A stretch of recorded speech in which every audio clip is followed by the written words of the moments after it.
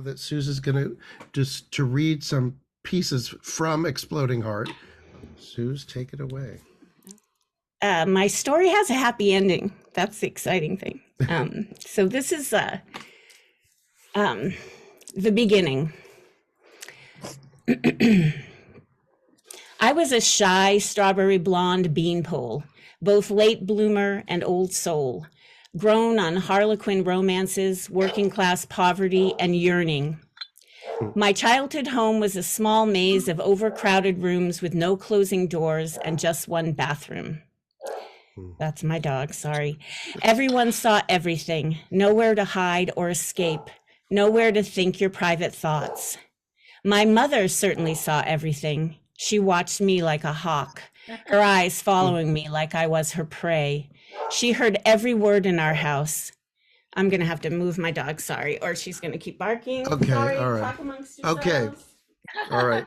Now, I just want to remind everybody that Memoir Church, we welcome dogs, cats, Exactly. parakeets. It doesn't bother me, but Yeah, but it's okay. The writer should have the yeah. final say. All right. Okay. I don't know if this will help. So my mother certainly saw everything. She watched me like a hawk, her eyes following me like I was prey. She heard every word spoken in our house. What did you say? She would yell into another room. She answered questions I had asked someone else. She never let me be. Mom always wanted something from me. Honey, could you cook dinner? Could you come here? I need to talk to you. I came to realize that some of my yearning was to belong to another family, one that would give me something more, something that I did not quite understand yet. At about 8 or 9, I started collecting chosen families. My Uncle Russ, my mom's brother, and Aunt Sandra lived on a goat farm down a dirt road in Kennebunkport. I spent 2 weeks there every summer, just me, no younger siblings.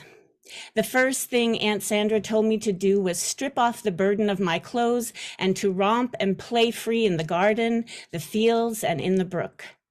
She washed my long, thin red hair under the icy cold well pump. It gave me a headache, but was exhilarating. There was no plumbing in the dark red house, nor was there electricity, just kerosene lanterns. To this day, the smell of kerosene fills me with a sense of possibility. Theirs was a house of books and art. Uncle Russ is a poet and Sandra a painter. We had conversations and they genuinely seemed to be interested in what I had to say. I still feel the strain of my tiny brain trying to come up with words to match my wild feelings, to express my thoughts, to express them well. I was not practiced in this in my home life. Uncle Russ and Aunt Sandra took me to outdoor concerts, one May Day concert at the Never Done Farm where I got to meet Pete Seeger and shake his hand. I didn't know it then, but it was a fundraiser for the school around us, a parent-run cooperative day school that I would teach at in my late 20s. We went to art openings at the DeWitt Hardy Gallery, and my world became so much bigger. Going back home was hard. I had tasted the golden honey of my own soul, and I wanted more and more and more. At home, I had to be a pleaser, someone who hovers outside of their own body looking for someone's pain to ease. An approving smile means I matter, I did good. A pleaser measures their success by how well everyone else is doing. A pleaser cannot be authentically in their own bones. And that's it for that one. Thank you. Yeah, this is the one church where it's okay to clap. Yes. And so this is a poem that kind of speaks to the longing and the yearning I felt, because I definitely grew up in a tourist town.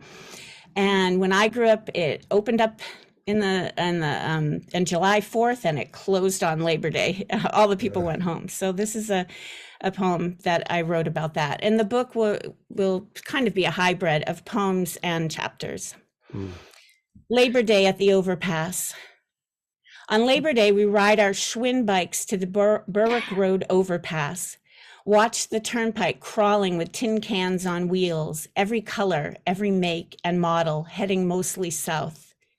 Tourists and travelers transporting themselves to homes or to their next destination. We are Ogunquit's children, and we wave and wave and wave. Goodbye, see you next year. Y'all come back now, you hear? My bike is blue. The pit of my stomach constricts while my arm flies back and forth, and my hand flops off my wrist. Melancholy and colored leaves float all around me. Summer is over. School starts tomorrow with its bullies, making fun of my sage green hippie hat and my purple paisley dress with the bell sleeves. Our parents are glad they're gone. I am not. The town shudders. The air grows gray. The crunch of dead nature under my feet, static, makes my long, thin strawberry hair fly and stick and fly, and I shock anyone I touch. A loneliness weighs me down like my sweaters, precursors to parkas and clunky confining boots. We go inside the house and we stay there in its crowded rooms. Summer's open warmth, ripe with possibilities, is in their rearview mirrors now. I am left behind.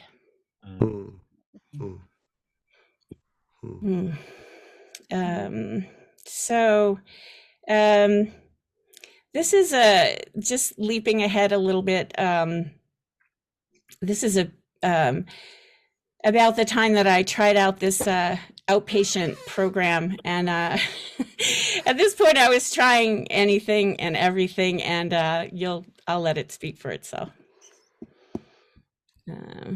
Let me see here. Okay. Bonnie, my therapist, comes to my house now. She lost her office space in the city, and now she's a traveling analyst. Door-to-door talk therapy saleswoman. I get her a cup of chamomile and me another coffee. She's sitting in Michael's faux leather recliner, and her feet don't hit the floor. Kick back, Bonnie, I tell her with a smile. That's what that damn chair is good for. Put your feet up. Well, if you insist, she says slyly as she pops her body back into the thing and the footrest pops out. Now, how does that make you feel, Bonnie? Cheryl laughs. She looks like she's here for therapy, except she has a notebook and my file on her lap, pen poised. How is the harm reduction program working for you, Suzanne? Well, pretty well. Less pressure on perfection helps anyway. I think I could kick this all together if my living situation and relationship with Michael wasn't so fraught. It's hard to change an environment where you're hated. You think he hates you? Honestly, yes. At least hate plastered over an old love he felt somewhere, sometime. I'm living in my bedroom, really. He thinks I'm drinking even when I'm not drinking. So harm reduction isn't working on that front for him. Just the way he looks at me with such disgust. Whew, it's hard to feel safe and cozy here, you know what I mean? I honestly feel like I want to drink more when I'm at home with him. How's the alternative living situation search going? Terrible. I'm working really hard. I follow leads and run up against no children or pets allowed ever, or no kitchen privileges, or it is so goddamn expensive. I put ads on Craigslist, Vernal Parents List, etc., etc., etc. Hopeless. I feel trapped here, like a wild animal, caged. I just am pacing my room. And 2 nights ago, after a big fight with him, I couldn't even stay in my room. I felt gaslit, and he and the kids were settling in to watch a movie, talking and laughing, and I wasn't invited. I took the van and slept in the park until I got too scared and came home in the wee hours. They didn't even notice. Well, it sounds awful. I'm sorry. Yeah, well, thanks. I'm trying. I really am trying, and it's if I am doing nothing. I just feel like no one gets it, really, really gets it. I am so bone achingly lonely. We sit in silence, sipping our hot beverages. The tears leak down my cheeks. I'm sure my mascara is all over my face. Who the fuck cares? Nobody is looking at me anyway, not a soul. I break the silence. I was thinking about cognitive behavioral therapy. Do you do that, Bonnie? I need some bigger guns than just this talk therapy we're doing. No offense to you. None taken. I am not fully trained in CBT, but I know enough for us to use it as a tool. Want to try? Yes, I mean, I will try anything, and I will. We spend the rest of the hour identifying upsetting situations, of which there are many. I plot, as my friend Mary Ellen calls it, jumping the tracks of my negative thought brain grooves and making new, healthier tracks. At an AA meeting the next morning, after identifying myself as the worst possible part of myself, I listened to the elder sober set drone on about their success at working the program for 20, 25, 30 years. I watch a young woman shaking in her seat, dark circles, dirty hair, kicking her leg, hardly able to be present in her chair. She's in rough shape. Why aren't we letting her talk? She's definitely white knuckling it and suffering. Another young woman announces she got into a treatment program. She was going to do outpatient, but she decided she needs to go inside, away from the stress of her day-to-day. I think. Outpatient strikes some kind of chord with me. I have to keep working, though, because if we're to keep the ship here in San Francisco, our combined incomes barely keeps us afloat. We got to stay. The kids love their school, but outpatient. After the meeting, I accost this woman while she's smoking a butt outside. Hey, how'd you get into a treatment facility, if you don't mind my asking? Health Right 360 found me a place in Walden House. I'm just doing it, man. I don't know how, but I'm going in and I'm coming out dry. They do outpatient too? Yeah, just go there. You fill out their fucking stacks and stacks of paperwork and they'll take you. They'll take you. She seems sure of herself. She takes a long pull on her cigarette, her cheeks sucking in. Thanks. I wish you the best with it. Can I give you a hug? I never say no to a hug. We cling to each other for a nanosecond and let go. She stubs out her cigarette and we walk in separate directions. I spend the day researching, calling, and collecting paperwork for an outpatient treatment center. There's one in the Bayview that has room for me. My insurance covers it. I sign up, fill out all the brutal bureaucratic bullshit, and I'm in. I meet with a kind gentleman in an airless room and sign all the forms. It's a real funky building with weird nooks and crannies for rooms. The neighborhood is rough around the edges, and I suspect worse at its center. I don't care. I am doing this. My family seems sort of happy about this turn of events, as happy as they get about anything to do with me anymore. I don't let their tepid response dampen my spirits and head into my room to write in my journal. I am hopeful, a state of being I used to live in practically all the time. I kind of feel like the old me, the alcohol-free me. I write 10 pages of whats and whys and wants and intentions and do my CBT homework. I am too jazzed to sleep. Before I even realize what I am doing, I'm in the van driving to an open bodega that has wine. I want to celebrate. I am not thinking this decision through at all. The You Save market is all lit up and I buy a nice bottle of Chardonnay. Woohoo! I'm going to treatment. I wheel back into the same parking spot I left. It's 10 o'clock and everyone is planted in their houses for the night. I am feeling good. I unlock the front gate and Michael swings open the inside door. What the fuck are you doing? The pricey bottle of wine is swinging by its golden green neck from my left hand. I suddenly, swear to God, only then realize what I have done. I was celebrating going to rehab, I say, weekly. He grabs the bottle with a violent sweep of his hand. Jesus fucking Christ, Suzanne. He climbs the stairs and stands at the top waiting for me to follow. The next morning, I go to an early AA meeting at the Bernal Community Center, which I hope will be my last. Like my home, Bill W.'s establishment is not a conducive environment for my healing. I decide to tell the story about buying the wine to celebrate rehab. I say the requisite, "Hi, I'm Suze, and I'm an alcoholic," muttering that I'm not sure that I exactly am an alcoholic under my breath. But they all respond with a loud and sunny, "Hi, Suze." It's been 30 days since my last drink, but it almost wasn't.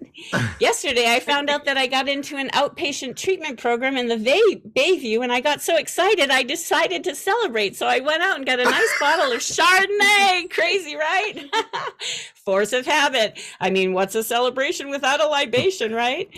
Fortunately, my husband snapped up the bottle before I got all the way back in the door. Surprisingly, I hear some chuckles and catch some knowing smiles. A pleasant way to end my kind of rough time here. 4.5 hours until my first meeting in the Bayview. Ugh, I'm so impatient. At last, when it's 1:45, I drive my beat-up Dodge Caravan my family affectionately calls the Big Blue Whale to the address off 3rd Street. The minivan has duct tape all over it, especially on the driver's side window to keep it from falling open. Lots of dents, and the transmission is slipping like crazy. Never know if it'll kick into gear at a stop sign or I will finally be stuck in city traffic with a dead car. Damn automatics. The Big Blue Whale fits right in the neighborhood as I wheel into a parking space in front of the building. I see no one outside or inside. I take a seat in what looks like a kind of a waiting room. There are only 3 mismatched chairs with stuffing torn out in places. Oh my God, I'm so nervous. Oh, finally, a man sticks his head around the corner. "You here for the women's group?" "Yes, I wasn't sure where to go." "Follow me." We go to a tiny conference-like room and he tells me to take a seat at the table. I do. No one is here. It's just me. I breathe, practice jumping the tracks of my dysfunctional thought patterns. One by one, women file in, and it seems like they know each other. Each one is Black. All the chairs are full, and I'm the only white girl there, and that's okay. I'm fine with that. Not a problem. We're handed forms to fill out, and I come to a line that says, "Name of your program," and I realize I don't know. So I ask the leader. He says, "It's the African American Healing Center." I pause, my pen hovering above the line. I look at him out of the side of my eye. "Am I supposed to be here?" I whisper. "Most definitely," he says without hesitation. Inside, I hear a tiny voice. "Well, I guess I'm a Black woman now." Lavonda leans over. "Hey, girl, you got kind eyes. Be my friend?" "Sure. I'm not even really supposed to be here. I didn't sign up for the program, but I just slip in because I really love all the people. Can I give you my phone number? And we can just talk and I can help you. It's your first time, huh?" "Yeah, great." We exchange numbers. It's a great meeting. Everybody is very real, and their stories are whoo-wee. I feel so much more at home here than I did in the AA meetings on Bernal Hill. Everybody who moves and their pant legs go up, you see some bracelets, some ankle bracelets, and their stories are very, very difficult. "How was your weekend?" "Well, I lost my kids this weekend." "Well, I spent the weekend in jail." I just felt such compassion for them and for myself and for all of us in that room, just trying to be here on the planet. All of us, African Americans, just trying to heal. Oh, lovely. Wow. Okay. You have time for one more, maybe? Yeah, I have time for one more. Good.